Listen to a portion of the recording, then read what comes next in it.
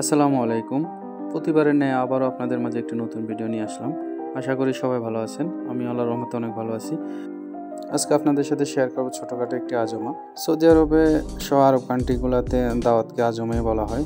তো বাংলাদেশ থেকে আলী ভাই যখন আসছিল তখন সাথে করে আমার বাড়ি থেকে অনেকগুলো হাঁস দিছে এবং আলী ভাইয়ের বাড়ি থেকেও অনেকগুলো হাঁস দিছে। তো চিন্তা করলাম সবাই এখানে যারা আমাদের নিয়ারেস্ট আছে সবাইকে দাওয়াত দিয়ে একসাথে খাই আমরা। তো আমি এরই মাঝে সালাডটা কেটে নিচ্ছি, শসা, টমেটো, কাঁচামরিচ, পেঁয়াজ সহকারে। এই দেশে আপনার টমেটো, শসা 12 মাসে পাওয়া যায়। ডিম বোনা হচ্ছে এবং আমার কলিগ মাসুম ভাই হাঁসটা রান্না করছে এবং সাথে আবুকাত চাউল দিয়ে বাট্টা হবে। আবুকাত চাউলটার কথা বলেন, এটা সৌদি চাউল যার প্রতি কেজি বাংলাদেশে 130 টাকা। হ্যাঁ মাসুম ভাই, হ্যাঁ ভাই, কি রান্না করতেছেন?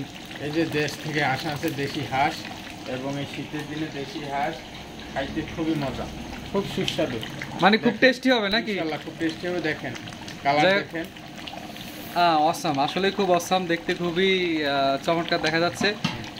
আসলে দেশ থেকে পাঠানো আমাদের মায়ের হাতের হাঁসের রান্না অবশ্যই অবশ্যই মজা, আসলেই খুবই সুস্বাদু। এবং তা যদি হয় মায়েদের হাতের রান্না খুব খুব সুস্বাদু হবে ইনশাআল্লাহ।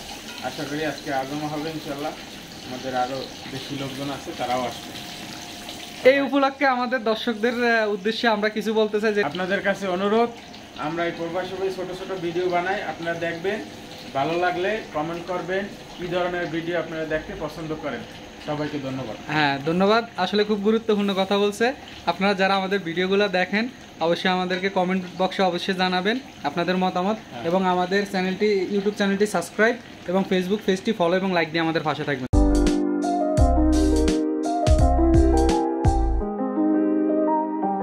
অলরেডি আমাদের রান্নাবান্না শেষ, সালাডটাও রেডি, সাথে হাঁসের ডিম ভুনা এবং হাঁসের মাংস। এখন খাবার পরিবেশন করার পালা।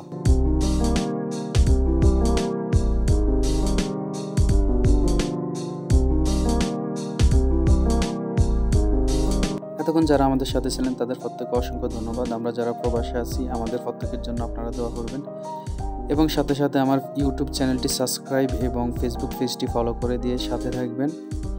আর অবশ্যই দেশ থেকে পাঠানো মায়ের হাতের হাঁসের রান্না দেখতে কেমন লাগছে তা কমেন্ট বক্সে জানাবেন।